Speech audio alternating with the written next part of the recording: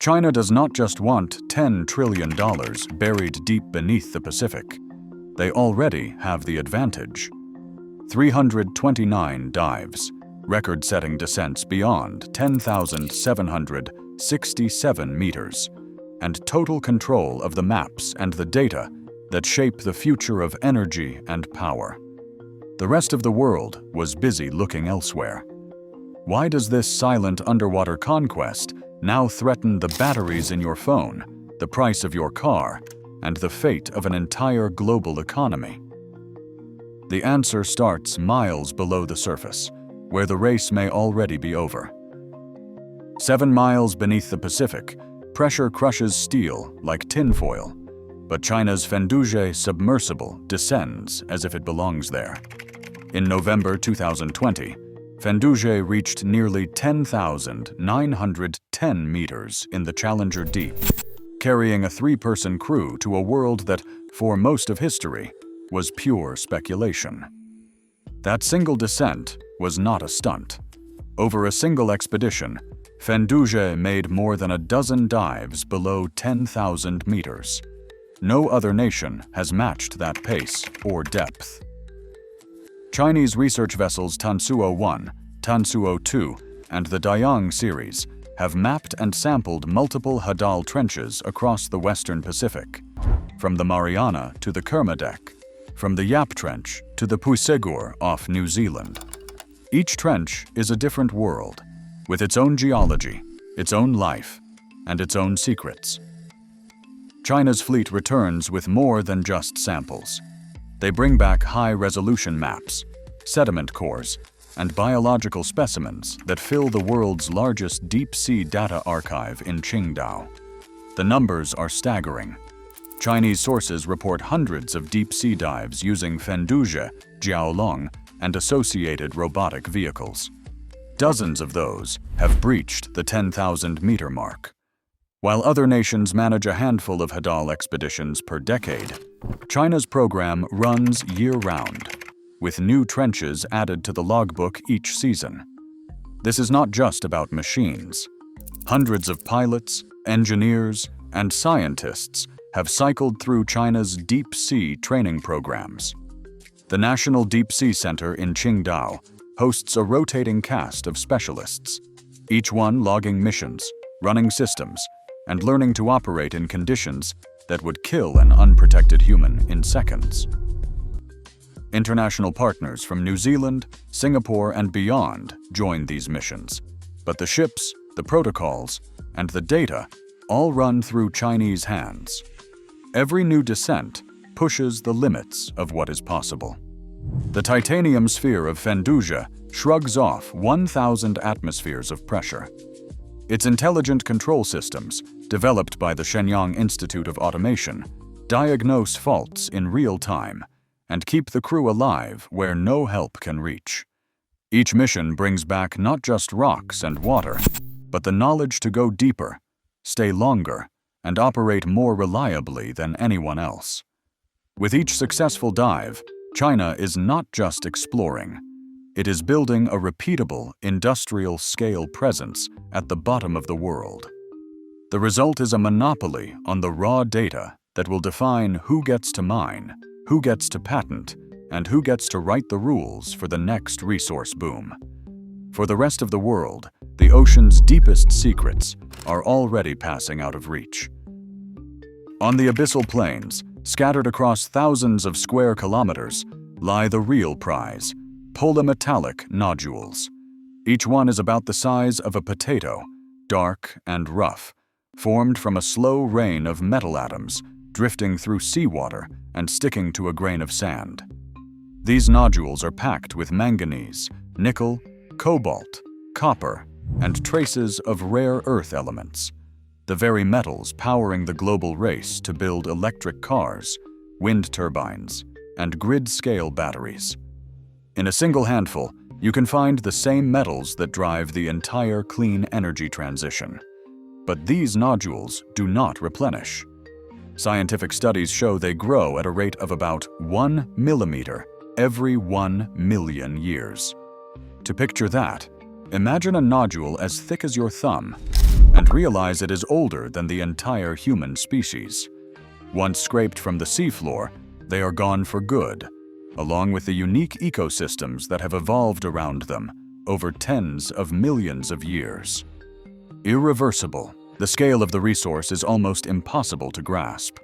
Surveys in the Clarion-Clipperton Zone alone estimate enough nodules to supply the world's demand for battery metals for generations. At today's prices, the in-situ value of these fields reaches into the trillions of dollars. But the real pressure comes from the future. By 2040, demand for nickel and cobalt is set to double as countries scramble to electrify transportation and energy. Each electric vehicle battery today uses between 10 and 20 kilograms of cobalt, sometimes more in high-performance models. Multiply that by billions of cars, trucks, and buses, and the numbers become staggering. Right now, 70% of the world's cobalt comes from the Democratic Republic of Congo, a supply chain plagued by instability, child labor, and chronic shortages. Nickel production is also running hot, with new mines in Indonesia and elsewhere struggling to keep up with surging demand. Land-based mining is hitting both physical and ethical limits. The world's climate targets depend on scaling up clean energy, but the metals needed are running out of easy places to find. That is why the deep ocean is suddenly the center of a global scramble. For governments and companies, these nodules represent the last untapped stockpile of the metals that will decide who controls the next century of energy and industry. The economic stakes are not abstract. If China or any nation can control the flow of battery metals, it can set prices, dictate supply chains, and hold the keys to entire economies. The question is no longer whether these nodules are valuable. It is who gets them first, and what the world loses in the rush to extract them. Subscribe to see what China does with this power. On the drawing boards of mining firms and in the test pools of state labs, a new breed of machine is taking shape. Nodule collector crawlers, massive tracked vehicles built to survive the abyss, are now more than just blueprints. The largest prototypes tip the scales at over 200 tons, armored against pressure that would flatten submarines. Each one is designed to crawl across the seafloor, scoop polymetallic nodules into its maw, and pump them up a vertical riser to waiting ships. The Metals Company, a Canadian firm backed by Pacific Island states, has set its sights on the Clarion-Clipperton Zone. Their plan is to begin test mining by 2026 and ramp up to commercial-scale harvests by 2030. The centerpiece is a crawler, tracked and articulated, nearly the length of a city bus, engineered to vacuum up nodules by the ton. Early trials have already sent thousands of kilograms to the surface, proving the system can work in short bursts. But scaling up means deploying fleets of these machines, running day and night across thousands of square kilometers. Yet the real accelerant is not just technology. It is a single clause in the United Nations Convention on the Law of the Sea, known as the 2-year rule. In 2021, the island nation of Nauru triggered this provision on behalf of the Metals Company. The rule gives the International Seabed Authority a strict deadline: finalize mining regulations within 2 years, or be forced to consider applications even if the rules are not finished. As of 2025, the clock has run out. No final code exists, but contractors can now submit plans for commercial exploitation, and the International Seabed Authority must review them under whatever guidelines are in place, no matter how incomplete. With around 40 permits already issued for exploration, China, Russia, Korea, Japan, and Western consortia are all in the mix, and the legal and technical barriers to mining are lower than ever. The countdown is real. For the first time, the world stands on the edge of industrial-scale extraction at the bottom of the ocean. The question is not whether the machines are ready. It is whether anyone can slow them down before they hit the seafloor. When a mining crawler grinds across the abyssal plain, it does more than scoop up nodules. Its tracks churn the seafloor into a thick cloud of silt and clay, a billowing plume that drifts silently for kilometers. In the Clarion-Clipperton zone, plume models show that a single collector can send fine particles swirling up to 5 kilometers from the mining site.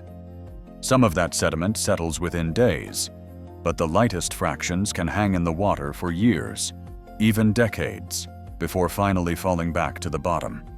Each pass of the machine erases not just the nodules, but the living tapestry clinging to them, sponges, corals, and microbial mats that scientists are only beginning to catalog. Dr. Sofia Ramirez, a marine biologist who has spent years studying these plains, describes the aftermath as a slow-motion disaster. You look at recovery sites 26 years after a small-scale disturbance, and the scars are still visible. The animals that rely on nodules for shelter and food simply do not come back. Mining executives argue the opposite. The chief executive officer of the metals company points to the need for battery metals and claims that sediment plumes are a manageable side effect. Our tests show rapid dilution, minimal impact beyond the immediate area, and a seafloor that can bounce back, he says. Yet peer-reviewed studies from test tracks in the Pacific tell a different story. Even the smallest plumes settle over vast distances, smothering filter feeders and blocking the slow rain of organic matter that sustains deep-sea life. In the most optimistic scenario, full biological recovery takes centuries, if it happens at all. The risk is not just to the creatures we can see. The plumes disrupt the chemical balance of the sediment, changing nutrient cycles and oxygen levels in ways that ripple through the entire ecosystem. For every ton of metal harvested, the cost is measured in lost species, vanished habitats, and an ocean floor that may never heal within a human lifetime. Beneath the nodules, a second fortune waits, one that could rewrite the world's energy map or unleash disaster. Locked inside the sediments of the Pacific trenches, methane hydrate forms a hidden layer of ice that burns. Scientists estimate these crystalline deposits trap between 500 and 2,500 gigatons of carbon, dwarfing the reserves of every oil or gas field on land. The energy potential is staggering, but the risk is even greater. Methane is a greenhouse gas nearly 80 times more potent than carbon dioxide over the critical decades ahead. If just a fraction escapes during mining or hydrate extraction, the warming effect could accelerate climate change for generations. The dangers are not theoretical. When hydrate layers destabilize, entire slopes can collapse, triggering submarine landslides and releasing clouds of methane into the water and atmosphere. The geological record shows past warming events linked to sudden hydrate release, spikes that altered the planet's climate in a matter of years. Now, as mining companies prepare to disturb these ancient deposits, the threat of a runaway feedback grows real. Even a 1% release from the hydrate inventory could rival decades of fossil fuel emissions, and there is no way to put the genie back once it is out. The economic promises of deep-sea mining are shadowed by warnings from the financial world. In 2024, analysts at Planet Tracker crunched the numbers and found a sobering outcome. The industry could destroy more than $500 billion in value.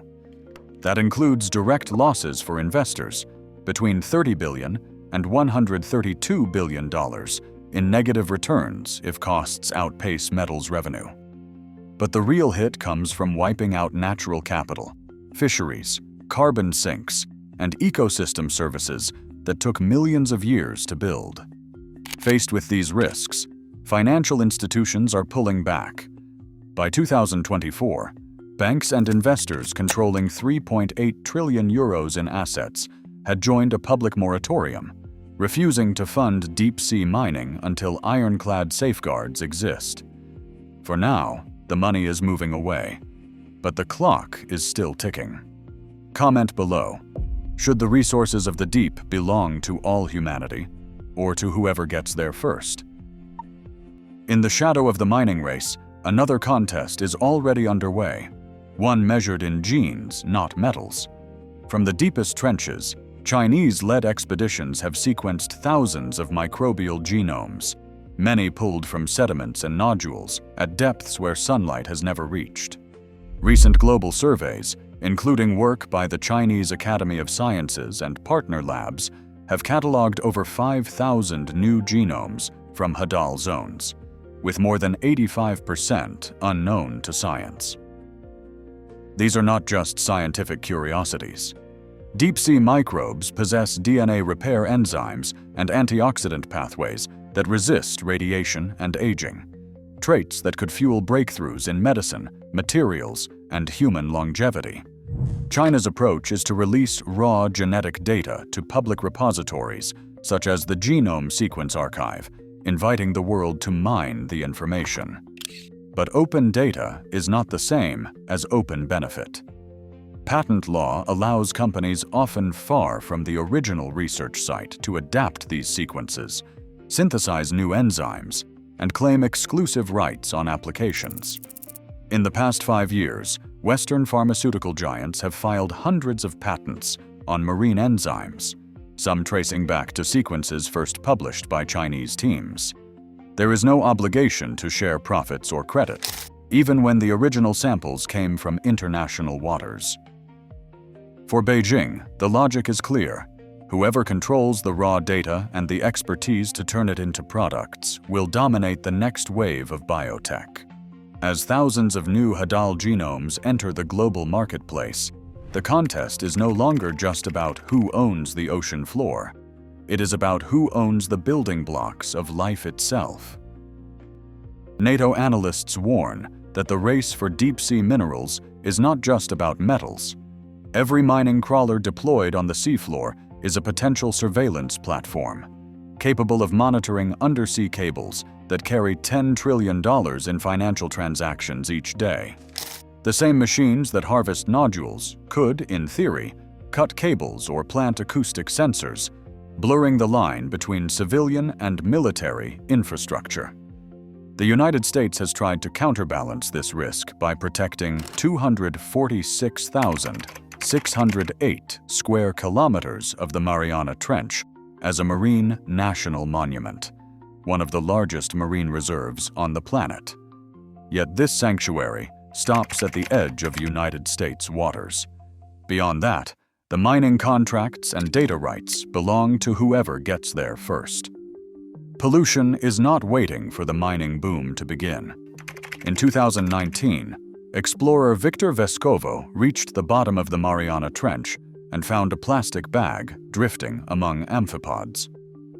Scientific surveys now show every amphipod sampled in the trench contains microplastics, proof that even the most remote places are already contaminated. Deep-sea mining threatens to multiply this problem. Heavy metals, sediment clouds, and industrial noise could spread across ocean basins, compounding an already dire baseline. Some experts argue that the world does not need to tear up the seabed to meet metal demand. Urban mining, recycling metals from discarded electronics and vehicles, could supply 30 to 40% of future demand for nickel, cobalt, and copper. But recycling rates remain far below what is needed, and the infrastructure is years behind the pace of consumption. Without massive investment, the window to avoid deep-sea mining is closing fast. The next 5 years will decide whether the ocean floor becomes a new industrial frontier or remains the last wild refuge on Earth. Share this with anyone who needs to know what is really happening beneath the waves. Right now, the fate of resources worth trillions and the ecosystems that sustain us hinge on choices made far from public view. As deep-sea mining edges closer, global rules remain unfinished, and enforcement remains uncertain. The ocean's last frontier is being claimed before most people even know the stakes. What is decided in the depths will surface in all our lives. Drop your thoughts below. Who should decide what happens next?